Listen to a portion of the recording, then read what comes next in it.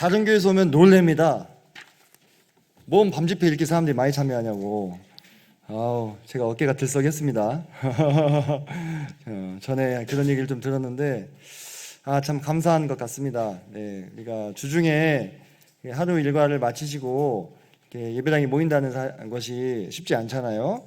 다들 피곤하시고 또 각각의 삶의 현장에서 오롯이 하루를 잘 살아내시고 또 모이신 것인데, 참 그러한 성도님들 모습을 이렇게 뵐 때에 제가 마음의 책임감이 더 이렇게 무거워집니다. 이렇게 다 모여 있는데 무슨 말씀을 드려야 될 것인가. 수도 없이 올라왔지만은 항상 그런 기도와 고민 가운데 시간들을 이렇게 보내게 되는데요. 오늘 말씀을 앞두고 좀 그런 생각들을 좀 했습니다. 만약에 예수님께서 오늘 우리 동북교회 예배당을 방문하셔서 특별 강사로 여기 올라오신 거예요. 예수님께서. 기가 막히겠죠, 그죠? 예. 아마 저기 막 2층에도 사람들이 막, 그죠? 어떤 믿음 있는 분은 이 위에 뚜껑 열어가지고 막, 줄 타고 내려올지도 몰라요, 그죠? 말씀 들으려고. 예수님이 오신다는데, 그죠? 예. 그렇게 될지도 모릅니다, 정말로. 확실히 자매님들이 감정이 풍부하시네요. 형제님들 그렇게 사시면은 일찍 돌아가십니다. 예. 이게 웃어야 될 타이밍인가 하면은 이렇게 고민하지 마세요. 고민하지 마시고 감정을 표현해 주시면 좋겠습니다. 그래서 예수님께서 우리 예배당을 방문하신다면 도대체 무슨 말씀을 나눠주실까? 그 고민을 이렇게 좀 해보게 됐습니다. 이렇게 하루 피곤한 일과를 마치고 이렇게 모이셨는데 주님이 이곳에 오시면 어떤 말씀을 주실까 해서 고민하던 차에 주님께서 이 말씀을 좀 함께 묵상하면 어떻겠느냐 이렇게 말씀해 주셔서 준비를 하게 됐습니다. 함께 기뻐하고 함께 울라라는 주제를 가지고 오늘 말씀을 상고해 보도록 하겠습니다. 오늘 본문 말씀은 로마서 12장 15절 말씀입니다. 잘 아시는 말씀일 것 같은데 한번 펴서 같이 읽어보도록 하겠습니다. 로마서 12장 5절. 제가 PPT를 만들어 놨네요. 화면을 보셔도 되겠습니다. 함께 한 목소리로 읽어보겠습니다. 시작. 즐거워하는 자들과 함께 즐거워하고 우는 자들과 함께 울라. 로마서 12장 15절 말씀. 아멘. 네, 감사합니다. 이 말씀이 오늘따라 유난히 이번 말씀을 위해서 유난히 많이 묵상이 되는 말씀이었는데요. 즐거워하는 자들과 함께 즐거워하고 우는 자들과 함께 울라. 어찌 보면 지극히 당연한 그러한 이야기일 수도 있는데 이것이 어떤 의미가 담겨 있길래 주님께서 성경의 한 절을 할애하셔서 우리에게 이 말씀을 주셨는가. 그런 생각들을 좀 해보게 됐습니다. 사실 이 수요 집회라고 하는 시간은 밤에 모이는 시간이기 때문에 난이도가 좀 있잖아요. 그래서 여기 그래도 말씀을 듣겠다고 오신 분들을 상대로는 제가 조금 더 좀 지식적인 부분이나 또는 깊이 있는 부분을 다루어도 제가 마음의 부담이 좀 적습니다. 근데 주말에는 아무래도 이게 모친님, 부티님들도 오시고 하니까 조금은 더 대중적으로 듣기 편안하신 말씀을 이렇게 준비하는 편이고요. 그래서 실은 오늘 말씀도 그런 방향을 제가 좀 생각을 했단 말입니다. 제가 계속 고민을 하고 있는 게 어떻게 하면 우리 동북교회를 더 잘되게 할 수 있을 것이냐. 이 잘되게라는 말을 또 오해하시면 안 됩니다. 좋은 의미로 잘되게 할 수 있을 것이냐. 어떻게 하면 우리 동북교회를 더 흥왕케 할 수 있을 것이냐. 그런 고민에 많이 이렇게 사로잡혀 있어서 몇 달 동안 이제 고민을 하는 부분들, 그런 부분들을 실은 이제 또 준비를 했었단 말입니다. 그렇게 이 주제, 저 주제 준비하면서 오늘 실은 이 즐거워하는 자들과 함께 즐거워하고 우는 자들과 함께 울라는 제가 오늘 이 시간을 위해서 작성한 세 번째 원고입니다. 세 번째 원고인데 어쩌다 그렇게 됐느냐. 실은 제가 먼저 준비한 그 주제들은 지금 당장 말씀을 풀 수도 있는 부분인데 이런 거예요. 예를 들면 우리 동북교회가 어떻게 하면 앞으로 더 잘 될 수 있겠습니까? 우리에게 부족한 게 뭡니까? 하면서 우리에게 부족한 어떤 이 지적인 성경의 역량을 어떻게 하면 키워줄 수 있으며 어떻게 우리가 청사진을 그려가지고 어떻게 말씀 훈련을 해가지고 이런 거 벌써부터 좀 두드러기가 나시죠, 그죠? 듣기에, 그죠?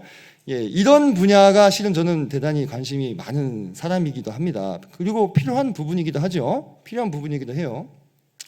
그리고 또 다른 한 원고는 우리 성도님들, 우리 그리스도인들이 살면서 일상생활 속에서 또는 교회 생활 가운데에서 맞닥뜨릴 수 있는 우리의 약점이 뭐냐? 약점 한 대여섯 가지 이렇게 추려가지고 그 약점으로 인해서 넘어진 성경의 사례들 싹 기납적으로 모아가지고 비교 분석하고 이런 부분이 이렇기 때문에 우리는 이렇게 준비를 좀 조심해야 합니다. 이런 또 말씀을 또 준비를 또 하다가 제가 이렇게 서론이 좀 장황하잖아요, 그죠? 그럼 무슨 얘기입니까? 본론이 짧다는 이야기죠, 그죠? 걱정하지 마십시오. 제가 9시 이전에 딱 끝내드립니다. 걱정하지 마십시오. 서론이 긴 건 본론이 짧아서 그렇다. 예. 그래서 그런 말씀을 이렇게 묵상을 계속 하는데도 마음 한켠에 계속 그런 생각이 드는 거예요. 주님 정말로 이것이 주님이 그 원하시는 말씀이냐고. 제가 처음에 말씀을 드렸잖아요. 예수님께서 이 지친 몸을 이끌고 이 수요 집회를 나오신 우리 성도님들이 앞에 계시는데 예수님께서 이날 찾아오신다면 동북교회의 지적 역량 이런 거 우리의 약점 이런 거 말씀을 하실까요? 제가 많이 마음에 고민이 돼요. 물론 그 말씀도 언젠가 전할 일이 있을 겁니다만은 주님께서 그 가운데 갑자기 탁 이 말씀을 묵상케 하셨어요.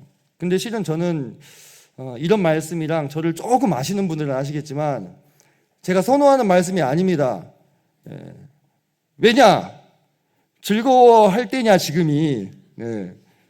말씀 훈련해야지. 뭐 이런 느낌. 지금 눈물이 나옵니까 지금? 영혼들이 죽어가는데 막 이런 느낌.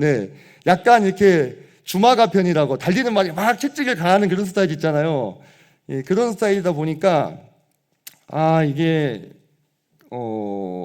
주님 이 말씀이라고요? 이렇게 제가 또 반문을 했다는 거 아니겠습니까? 근데 주님께서 이 말씀을 묵상케 하시고 또 나누게 하시면은 뭔가 이유가 있으리라 이런 생각을 하고서 준비를 하게 됐습니다. 이제 서론이 끝이고요. 시계는 12분을 가리키고 있습니다. 걱정하지 마십시오. 본론이 짧다고 말씀을 드렸습니다. 그래서 오늘 말씀을 한번 저희가 뜯어서 보도록 하면 자, 이 한 절의 말씀은 크게 두 개의 단락으로 구성이 되어 있습니다. 어떻게 구성이 되어 있느냐? 즐거워하는 자들과 함께 즐거워하고 우는 자들과 함께 울라. 두 단락에서 공통적으로 관찰되는 단어가 뭔가요? 예, 그렇죠. 함께라는 단어가 관찰이 되고 있습니다. 그래서 우리가 교회를 이루고 있고 또 우리가 신앙생활을 하고 있지 않습니까? 특별히 오늘 우리가 가져온 본문 말씀에서 관찰해 봤을 때 이 신앙생활의 본질이 무엇이냐, 근원이 무엇이냐 했을 때 그것은 첫 번째로 함께 하는 것이다. 이렇게 우리가 생각을 해볼 수가 있는 것입니다. 함께 하는 것, 함께 한다고 하는 것. 사실 여기 많은 성도님들께서 모여 계시는데요. 성도님들 각자의 어떤 세상적인 여러 가지 배경들은 어떻습니까? 전부 다릅니다. 다르시죠? 사는 모습도 다르고 또 연령대도 다 다르고요. 젊은이부터 노인에 이르기까지 아주 다양한 분들이 섞여 있습니다. 그래서 그러한 어떤 배경들을 우리가 살펴봤을 때는 실상 우리가 함께 한다는 것이요 대단히 쉽지 않은 그러한 상황인 것이죠. 그런데 하나님께서는 이 로마서 말씀을 통해서 우리에게 즐거워하는 자들과 함께 즐거워하고 우는 자들과 함께 울라, 함께라는 표현을 두 번씩 쓰시면서 우리가 신앙의 본질이 무엇이냐 했을 때 함께 하는 것이다. 그래서 주님이 다른 편에서도 모이기를 힘쓰라 해서 우리가 함께 지금 모여 있는 것 아니겠습니까? 그리고 우리가 두세 사람이 내 이름으로 모인 곳에 나도 그곳에 함께 있겠다고 주님께서 말씀을 하신 거죠. 그래서 우리가 함께 이렇게 모여 있는데요. 이렇게 모여 있는 사람들 간에서는 즐거워하는 자들과 함께 즐거워하고 우는 자들과 함께 울라라는 말씀을 깊이 묵상했을 때 제게는 그 말씀이 하나로 들렸는데요. 그것은 무엇이었냐면 어느 편으로든지 간에 소외되는 사람들이 없도록 하라. 이렇게 말씀이 들렸습니다.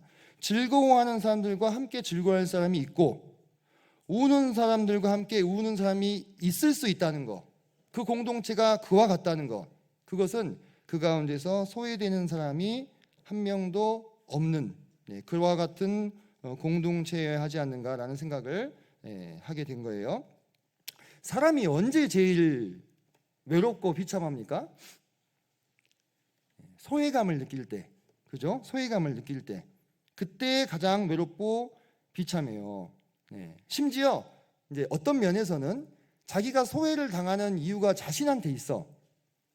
그렇다고 해서 사람들이 그래 나는 왕따 당할 만해 라고 납득하고 이렇게 받아들이는 사람이 있습니까?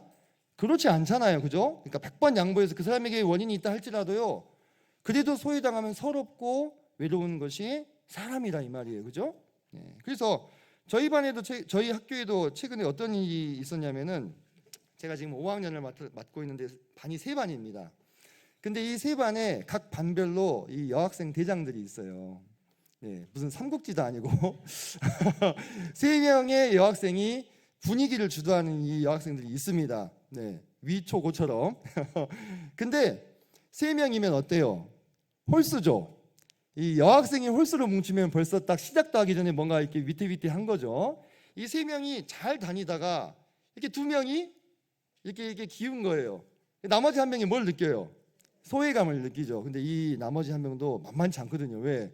그래도 그 반에 짱인데 소풍을 가가지고 우리 5학년 여자들 다 모아놓고 펑펑 울어버린 거예요. 거기서 애들이 왜 그래 하니까 이제 거기서 자초지종을 설명하기를 내가 따돌림을 당하고 있다, 소외를 당하고 있다, 이렇게 되니까 완전히 5학년 여학생들이 2배로 갈라져가지고 수습하느라고 애먹었습니다. 진짜 애먹었어요. 근데 여자애들 무서워요. 그 여자가 한을 품으면 뭐 5, 6월에도 서리가 내린다고, 5월, 6월에도 서리가 내린다고. 이 2패로 갈라지는데요, 이 애들과는 별도로 한 5년 동안, 그러니까 거의 초등학교 생활을 내내 절친으로 지냈던 2 아이가 한쪽은 이쪽 노선으로, 한쪽은 저쪽 노선을 타는데 그날부로 쳐다도 안 보더라고요. 복도에서 이렇게 보고 있는데 휙 지나가는데 찬바람이 쌩쌩 그냥 눈에는 보이지 않았지만, 바람이 실제로 분 건 아니지만 무섭더라고요. 그렇게 하마터면 5학년의 여학생들의 분위기가 완전히 와장창 깨질 뻔했는데, 이제 선생님들이 좀 개입을 하셔가지고 수습을 했는데요. 그 소외감이라는 게 그렇게 무섭다는 거예요. 제가 얘기 들어보니까 무슨 잘못을 별걸 한 것도 아니에요. 별것도 한 것도 아니고 그냥 한 친구가 이 1, 2, 3이라는 친구가 있으면 1번 친구가 2번 친구한테 나는 네가 좀 더 좋은 것 같아 이 한마디 한 것 가지고 3번이 왜 제가 더 좋지? 그래서 소외감을 느껴가지고 5학년 전체를 소용돌이 속으로 이렇게 몰아넣었던 일이 있었는데요. 그만큼 이 소외감이라고 하는 것은 어떤 사람, 특히 인격체를 비참하게 또는 외롭게 만드는 그러한 감정이 아니냐, 이런 생각을 좀 해볼 수가 있는데, 그래서 언제나 사람은 바로 그런 소외당하고 있다, 내가 이곳에서 뭔가 발붙일 곳이 없다 라는 생각을 할 때 가장 비참하고 그곳에 더 이상 머무를 어떤 의미나 이유를 찾지 못하고 떠나가게 되는 것이 인지상정이다 이겁니다. 이게요, 제가 방금 예로서 우리 5학년 여학생을 이야기를 했는데요, 이게 교회라고 다를 거냐 이 말입니다. 사실 우리가 대단히 서글픈 일이기는 합니다만은, 교회를 폐하고 떠나가는 원인 중에서 어떤 신앙의 위기 또는 어떤 이단 사상에 빠져가지고 이런 경우도 있지만요, 그 가운데서 소외감을 느끼고 마음을 붙일 곳이 없어서 그런 어떤 교회 공동체를 떠나는 일도 상당히 비일비재한 것을 우리가 볼 수가 있습니다. 제가 실제로 동북교회에서도 그런 기억이 있습니다. 그러한 이유로 모임을 폐하했던 옛날이지만요. 그래서 사실 요즘 우리 광주 동북교회를 이렇게 저희가 생각할 때 너무 참 마음에 감사하고 또 기쁨이 있습니다. 성도님들 그러신가요? 감사합니다. 데시벨이 약간 50데시벨 정도 좀 절반만 기쁘신 건지.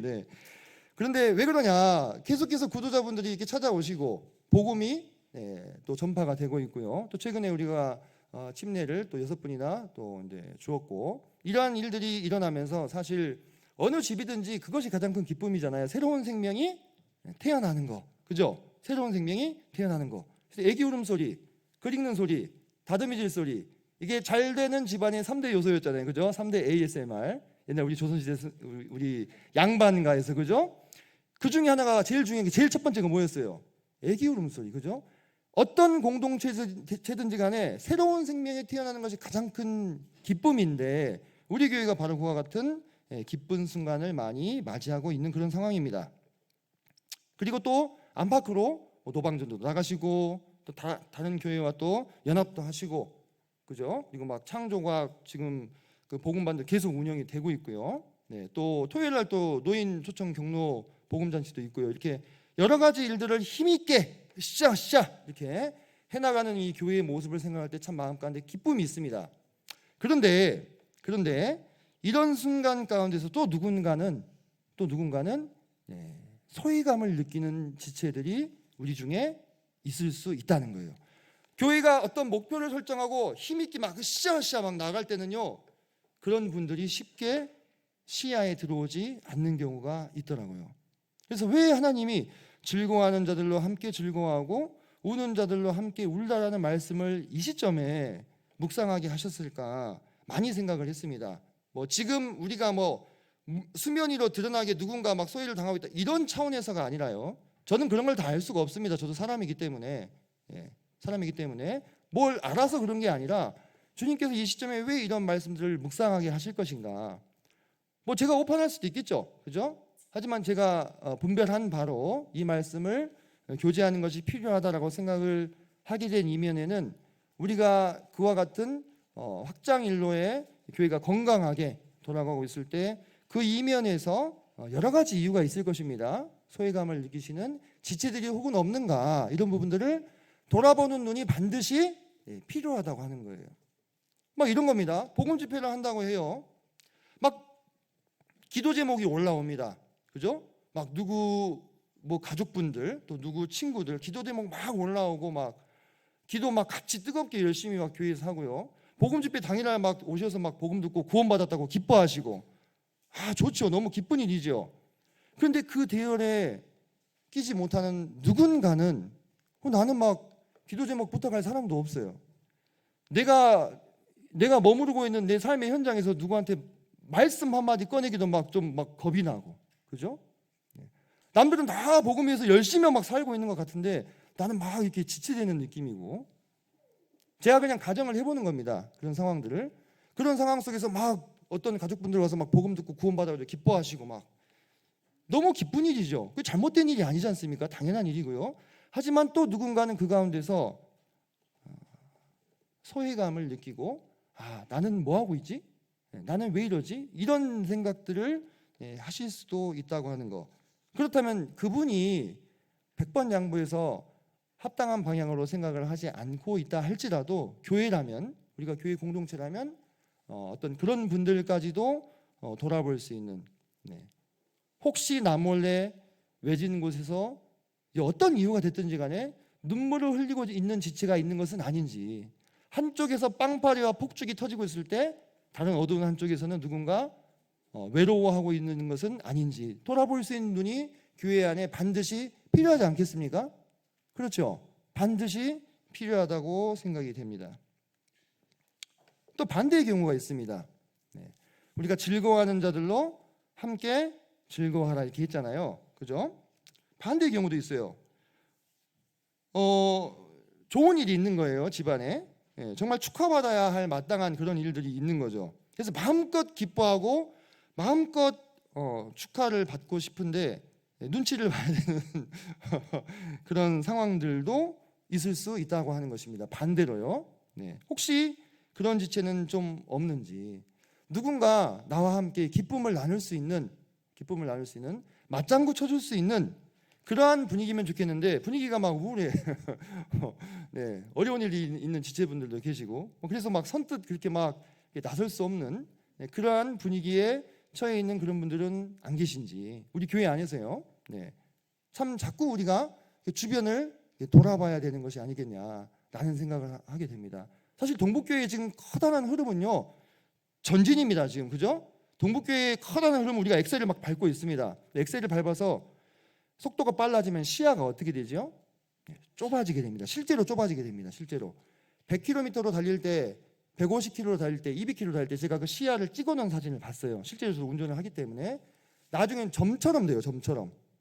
속도가 빨라지니까 쭉쭉 나가는데 좌우를 살필 수가 없게 되는 거죠. 그렇다면 우리 동북교회의 현재 기조가 엑셀을 밟으면서 복음을 힘있게 전하면서 흥화해 나가고 있는 상황이라면 우리 시야가 혹 좁아져서 그 보이지 않는 사각지대에서 소외되어 있는 또는 눈치를 보고 있는 지체들은 없는지 생각을 해봐야 되는 거죠. 자꾸 주변을 살피면서요. 그래서 제가 앞서 즐거워하는 자들과는 함께 즐거워하라, 또 슬픔 가운데 있으신 분들과는 함께 울라, 우리가 지금 로마서 12장 15절 말씀 계속 반복해서 묵상하고 있지 않습니까?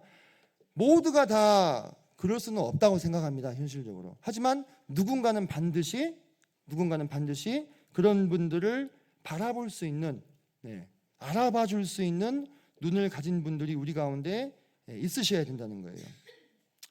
제가 맨 처음에 소도에 그런 말씀을 드렸죠. 예수님께서 만약에 우리 가운데 찾아오신다면요, 그분은 어떻게 하셨을 것인가? 그분은 능히 그렇게 하시지 않았을까? 그분은 우리의 모든 사정과 형편을 아시죠. 그것이 좋은 일이든 나쁜 일이든.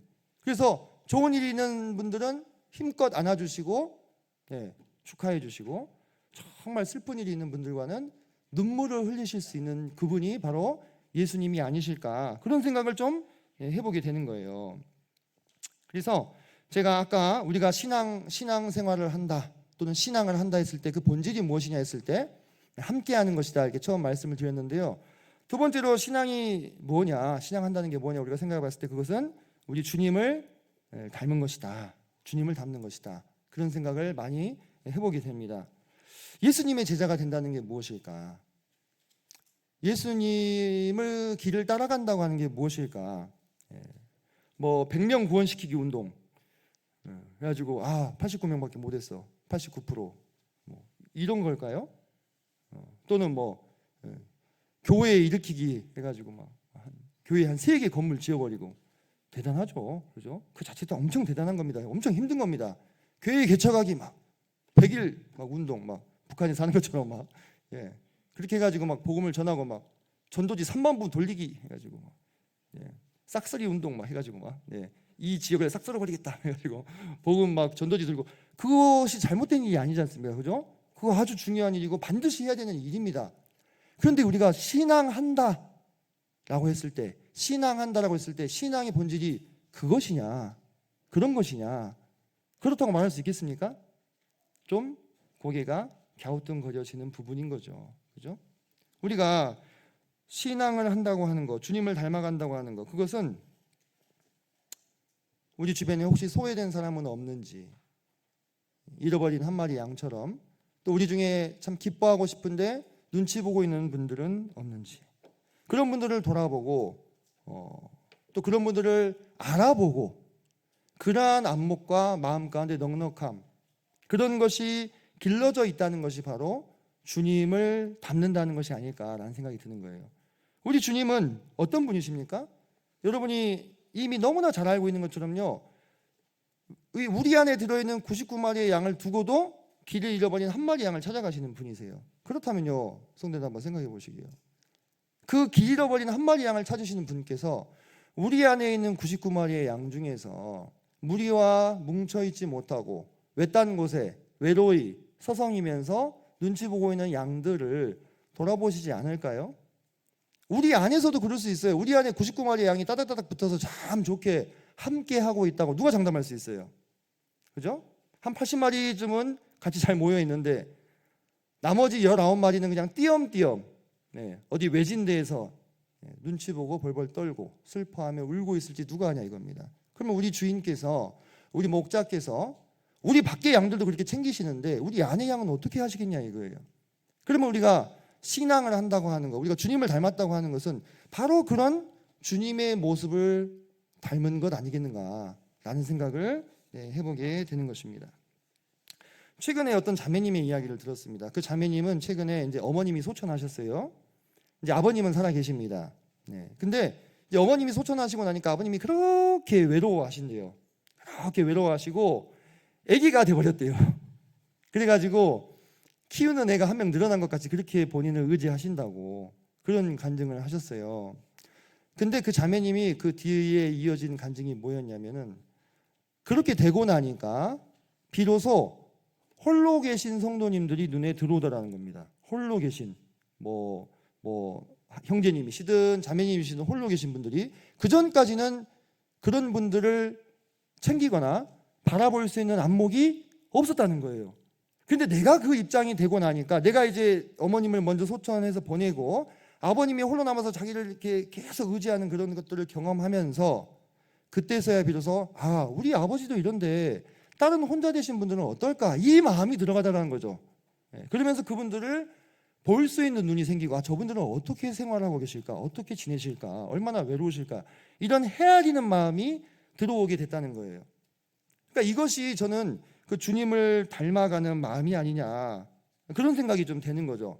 사실 우리가 그것을 잘못이라기보다도 어떤 경험과 성숙의 결여 때문에 그런 것이죠. 우리의 시각이 좁아가지고 간신히 내 가족, 내 일, 내 사역 요것만 딱 이렇게 보고 있으면 그것이 정말로 주님을 닮은 모습이냐, 그게 정말로 우리가 신앙을 한다라고 하는 그 본질을 잘 쫓아가고 있는 것이냐라고 했을 때 아니라고 하는 거죠. 그분도 그런 경험을 통해서 시야가 넓어지고 나니까 그때서야 보이더라는 거예요. 사실 항상 만나는 분들이었는데 예배당에서 그죠? 그때는 안 보였던 것들이 보여지면서 내 가족만이 아니라 내 주변에 있는 그와 비슷한 처지에 있는 분들을 헤아릴 수 있는 안목, 이것이 생기는 것이 저는 바로 그런 것이 우리가 진짜 신앙한다는 것, 주님을 닮아간다는 것의 구체적인 의미가 아닐까? 구체적인 정의가 아닐까 그런 생각이 좀 들었습니다. 그래서 그렇다면은 우리가 이제 한번 생각해 봐야 될 것이, 그렇다면 누가 함께 해줄 수 있는가? 누가? 즐거워하는 자들과 함께 즐거워하고 우는 자들과 함께 울라라고 했어요. 그 안에는 세 주체가 나옵니다. 즐거워하는 자들, 우는 자들, 함께하는 자들. 그죠? 그럼 그 함께하는 자들은 누구냐? 누가 함께 할 수 있겠느냐? 이 부분을 좀 생각을 좀 해봤어요. 이 부분을 생각했을 때 앞에서 실은 이야기 드렸던 부분인데 주님을 닮은 사람이 그렇게 할 수 있다 이렇게 했죠. 그렇게 얘기를 했죠. 주님을 닮은 사람. 다시 말해서 이 주님을 닮으신 분은 교회 안에서 큰 자인 거죠. 큰 자. 큰 자가 함께 할 수 있는 겁니다. 그죠? 즐거워하는 자들이나 우는 자들 말고 함께 할 수 있는 분들은 큰 자들이 함께 할 수 있는 거죠. 작고 여린 자가 큰 자를 도울 수는 없어요. 창세기 25장 23절에 보면은 이런 말씀이 나와요. 큰 자가 어린 자를 섬기리라. 저희 어머님이 어렸을 때 이 말씀을 저에게 정말 많이 하셨습니다. 왜 그런지 아십니까? 저한테 10살 차이 나는 막내 동생이 있었거든요. 그 막내 동생을 돌보라고 얘기하시면서 저한테 항상 이 말씀을 귀에 못이 박히게 인용을 하셨어요. 너가 10살 더 먹었으니까 너가 큰 자니까 동생을 돌봐야 돼. 네 그렇군요 하고 자주 들었던 기억이 나는데, 작은 자가 큰 자를 섬기거나 도울 수는 없잖아요. 그게 인지상정이죠. 그죠? 어린아이가 어른을 도울 수는 없는 법이지 않습니까? 결국은 큰 자가 함께 할 수 있고 큰 자가 돌아볼 수 있는 것인데, 이 큰 자는 어떤 자가 큰 자냐? 어떤 자가 큰 자냐? 우리가 이걸 생각을 해볼 필요가 있는데요. 큰 일을 하면 큰 자일까요? 이분은 교회를 5개를 개척했습니다. 200명을 복음을 전도해서 구원받게 했습니다. 대단한 거잖아요. 그죠? 대단한 거죠. 그죠? 존경받아 마땅하신 분이시죠. 그런데 그런 일을 했다고 해서 큰 자입니까? 또는 이분은 현재까지 50년 동안 모임 생활을 계속하고 있습니다. 그러면 큰 자라고 할 수 있을까요? 어떤 우리가 생각하는 세상에서 큰 자로 인정받는 어떤 커리어, 구체적인 수치로 드러나는 근무 경력이라든지 또는 실적이라든지 그런 것으로 교회 안에서 우리가 큰 자냐 작은 자냐를 따질 수는 없어요. 단언코 제가 말씀드릴 수 있습니다. 제가 지금부터 증명해 보여드릴게요. 증명해 보여드릴게요. 자, 성도님도 한번 우리가 생각을 해보도록 하겠습니다. 만약에 성경에서 일이 큰 자와 작은 자를 규정하는 기준이라고 한다면 주님의 말씀이 어긋나는 부분이 있다고 하는 거예요. 자, 우리가 한번 생각해 보시게요. 주님께서 승천하실 때 땅에 제자를 몇 명 정도 남겨놓으셨습니까? 12제자와 500여 형제가 일시에 봤다는 얘기가 나왔으니까 500명을 일단 넘겠죠. 그럼 12제자에다가 여자는 숫자를 안 쳤으니까 넉넉 잡고 600명에서 1000명 정도 저희가 한 1000명 더블로 1000명 잡아봅시다. 그럼 예수님이 1000명인데요. 이분은 몇 명을 전도했나요?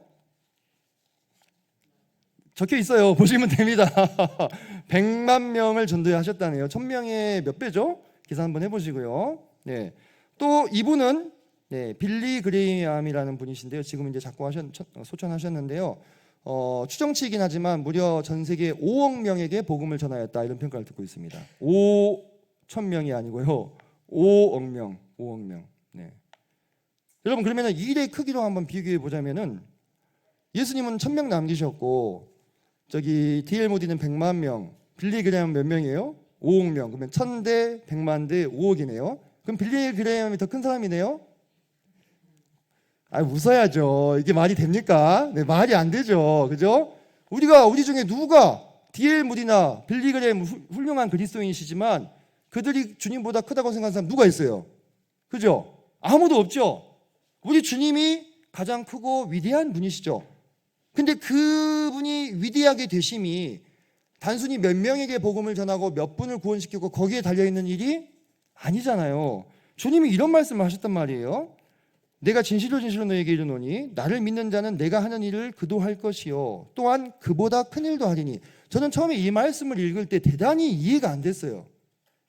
어떻게 주님보다 큰 일을 할 수 있지? 어떻게? 근데 주님이 뭐라고 하셨어요? 이거를, 이 말씀을 누가 하셨어요? 주님이 하셨잖아요. 그죠? 주님이 그보다 큰 일도 할 거다, 내가 하는 일보다 큰 일도 할 거다라는 거예요. 그게 처음에 이해가 안 되더라고요. 왜 이해가 안 되냐 살펴봤더니 나중에 제가 점검해 보니까 내가 이 일의 크기를 사람의 크기로 등치시키고 있었구나, 그 생각이에요. 그러니까 주님보다 큰 일을 하면 큰 사람인가? 이게 내 인지구조상 이게 이해가 안 되는 거거든요. 근데 나중에 이 말씀을 곰곰이 곱씹어 보니까 그런 뜻이었어요. 큰 일을 한다는 거예요.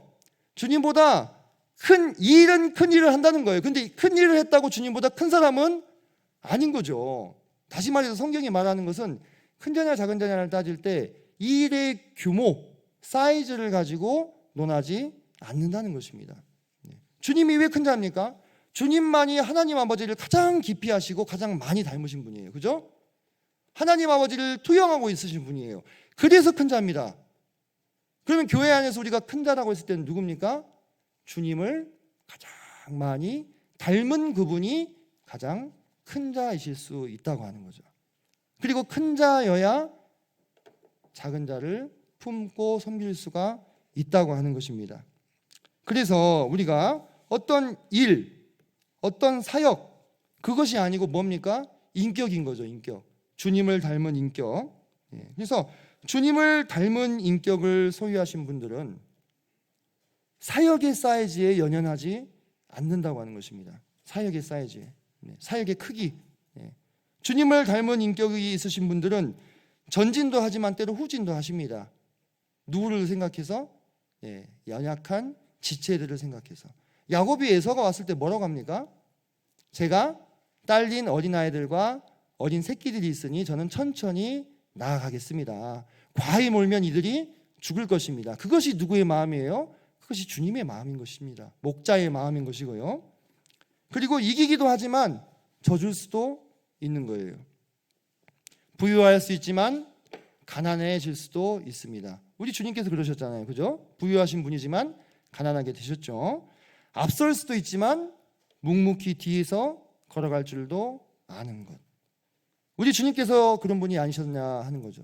그래서 그러한 모습을 보일 수 있는 그분이 바로 주님을 닮은 분이요, 큰 자가 된다고 하는 것입니다.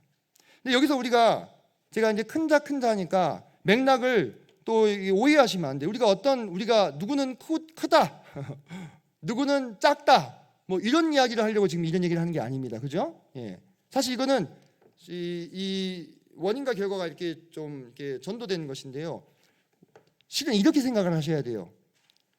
교회 가운데서 소외당하는 분들 또는 눈치 보고 있는 분들을 볼 수 있는 눈이 있는 그분이 큰 자인 거예요. 큰 자에서 보는 게 아니고. 차이를 이해하시겠습니까? 왜 그러냐면요, 이제 그런 경우가 생겨요. 나는 큰 자니까 나는 큰 자가 되어야 돼, 큰 자처럼 행동해야지 해서 연약한 분들을 돌아보려고 하는데 그게 내 안에서 완전히 주님을 닮음으로 체화가 되어 있지 않으면 그렇게 해야지 해서는 오래가지 못합니다. 그죠? 그래서 우리가 정말로 많은 세월과 시간을 통해서 올바른 방향을 설정하고 주님을 닮아간다면 자연스럽게 그런 분들을 바라볼 수 있는 안목과 시선이 생기게 되는 거죠. 그때에서야 비로소 그분들을 섬길 수 있고 그런 분들이 교회 안에서 큰 자로 인정받고 존경받을 때 그 교회가 참으로 내실이 탄탄하고 건강한 교회다, 우리가 이렇게 얘기할 수 있는 거예요. 외형상으로 300명, 500명, 1000명 막 숫자적으로 성장하면서 막 예배당을 지었다 부쉈다 하면서 막 땅을 샀다 팔았다 하면서 이렇게 외형적인 사이즈의 크기로 그 교회가 건강하다 이렇게 말할 수 있는가? 그것은요, 하룻밤만 해도 무너질 수 있는 모래성이라는 것입니다. 그렇게 빠른 속도로 막 성장만 추구하면 시야가 어떻게 된다고요?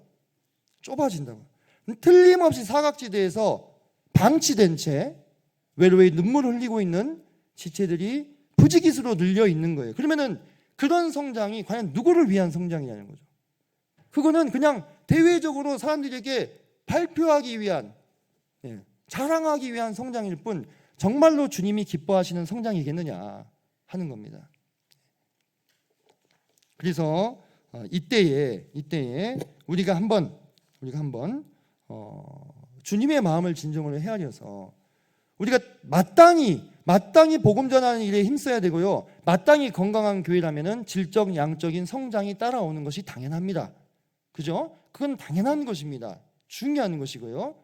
하지만 그러면서도 틈틈이 울고 있는 자들, 홀로 울고 있는 자들은 계시지 않은가, 홀로 기뻐하고 있는 자들은 계시지 않은가를 돌아볼 수 있는 그 눈을 가지고 있는 분들이요, 정말 보석 같은 분들이에요. 저는 정말 그 허심탄회하게 교제를 한번 한 적이 있습니다. 그런 목자의 은사를 가지신 분을. 또 이제 은사 얘기하니까 그래 은사 있는 사람만 되는 거예요, 이렇게 또 생각하시면 안 됩니다. 이거는 누구나 너나 할 것 없이 해당이 되는 부분인데, 저는 주님께 받기를 교사의 은사기 때문에 딱딱 가르고 기준을 세우는 건 잘해요. 근데 그런 지체를 바라보는 눈은 약합니다, 상대적으로. 그래서 제가 자주 섞인 목소리로 어떤 은사가 이제 목자의 은사를 가지고 있는 분한테 형님 부럽소 그렇게 얘기를 한 적이 있어요. 형님은 어떻게 이렇게 딱딱 잘 보여? 그래서 나는 아무리 봐도 안 보여. 그래서 난 무조건 직진이야. 그래서 우리 애들 힘들어하잖아. 그래서 허심탄회 힘들어요. 미안합니다. 그런 얘기도 하는데 참 저는 그런 분들이 정말로 귀하게 보이더라고요. 오히려 도리어 막 드러나게 화려하게 막 언변이 좋고 막 정말 생각해보지 못했던 그런 관점으로 막 성경을 풀어서 해석하고 복음만 전했다면 막 구원받고 이런 것보다도요, 정말 드러나지 않지만 조용한 곳에서 성도님들의 슬픔과 아픔과 기쁨, 희노애락을 함께 짊어지고 가실 수 있는 분들, 이런 분들 정말 귀한 분들입니다.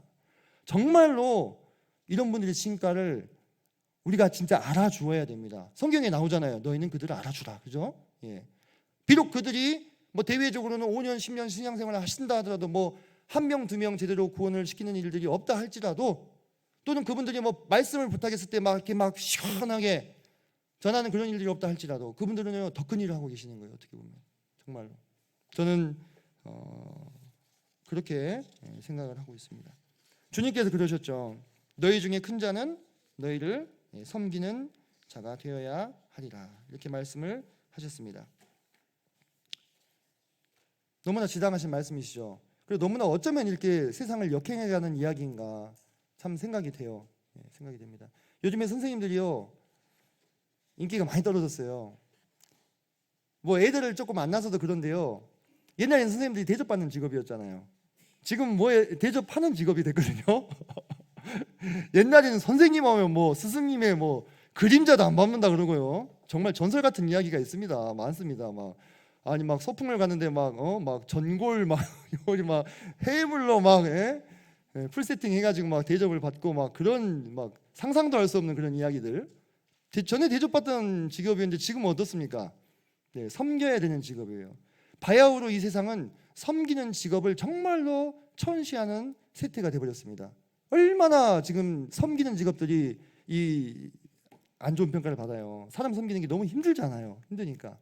근데 주님께서는 이렇게 말씀하신 거예요. 너희 중에 큰 자는 너희를 섬기는 자가 되어야 하리라, 이렇게 말씀하셨어요. 그래서 사랑하는 성도님들, 처음으로 돌아가서 우리가 함께 로마서 12장 15절 말씀을 보았는데요. 즐거워하는 자들과 함께 즐거워하고 우는 자들과 함께 울라. 한마디로 요약해서 교회 안에 어떤 면으로든지 소외되는 이들이 없게 하라, 없게 돌아보아라. 주님이 그런 말씀을 하시죠. 서로 돌아보아 사랑과 선행을 격려하라 하셨고, 각각 자기 일을 돌볼 뿐더러 또한 각각 다른 사람들의 일을 돌보아 나의 기쁨을 충만하게 하라. 제가 큰 자 이야기를 조금 길게 했는데 오해하지 마시기 바랍니다. 큰 자여서 섬기는 게 아니에요. 섬기는 사람이 큰 자인 것입니다. 신앙의 연수가 오래되었다고 큰 자가 아닙니다. 소외되는 그분들이 손 한번 잡아주고 같이 울어주는 그분들이 큰 자이신 것입니다. 물론 신앙적으로 연륜이 오래되신 분들은 경험적으로 확률적으로 큰 자이실 확률이 높죠. 왜? 그 안에서 계속 지금까지 주님께 연단 받아온 세월이 있으니까요. 그건 절대 무시할 수 없는 겁니다. 그죠? 예. 그래서 우리 교회가 정말로 복음이 힘있게 전해지고 또 성도님들이 힘있게 또 주님을 섬기고 여러 방면에서 정말 우리 기혼 자매님들 또 형제님들 청년 형제님들 자매님들 정말로 애쓰고 계시는데요. 너무너무 아름답습니다. 우리는 좀 알아야 돼요. 우리가 좀 이렇게 아름답다는 사실을요. 그죠? 누가 얘기를 안 해주니까 잘 모르는 것 같은데 저라도 얘기를 해야 되겠어요. 우리 동국교회 정말 아름답게 주님 잘 섬기고 있습니다. 근데 이럴 때에 혹시라도 주변에 소외되는 분들이 계시지는 않은지 누구든지 될 수 있어요. 누구든지. 왜냐하면 저는 그런 생각이 들어요. 이 세상이 정말 그 삶과 죽음이 교차하는 공간이잖아요. 삶과 죽음, 선과 악, 성공과 실패, 환희와 절망, 기쁨과 슬픔이 공존하는 공간이잖아요. 오늘의 승리자가 내일의 패배자가 될 수 있습니다. 그죠? 오늘 성공하신 분이 내일 하룻밤 만에 나락에 떨어질 수 있는 게 지금 우리가 살고 있는 이 세상입니다. 그렇기 때문에 우리가 어떤 세상은 그럴지 모르겠지만 내가 몸담고 있는 이 공동체 안에서 우리도 얼마든지 오늘은 기쁨을 누리지만 내일은 슬픔을 겪는 자가 될지 모르는 거예요. 그래서 오늘 성공하고 오늘 뭔가 해내는 분들을 중심으로만 교회가 공동체가 운영이 된다면 내일은 그분들이 슬픔과 비통 가운데 빠져있는 현실을 발견하고 우리가 다 놀라게 될 수도 있다 이 말이에요. 그래서 우리는 누구나 그런 처지가 될 수 있음을 인지하고 서로 부지런히 돌아봐야 돼요. 지금 잘 주님을 섬기고 있는 분이시든 지금 힘들게 주님을 섬기고 있는 분이시든 너나 할 것 없이 서로가 서로를 돌아보는 것이 필요한 것이 바로 이 교회의 공동체이다 이런 생각을 하게 됩니다. 마지막으로 로마서 12장 15절 말씀 읽고 마치도록 하겠습니다. 함께 읽겠습니다. 읽고 기도하고 마치겠습니다. 15절입니다. 시작. 즐거워하는 자들과 함께 즐거워하고 우는 자들과 함께 울라. 아멘. 우리가 이제 남은 2023년도 성도님들이 서로 이 말씀을 실제적으로 순종하는 그런 동북교회가 되기를 간절히 소망합니다. 기도하시겠습니다.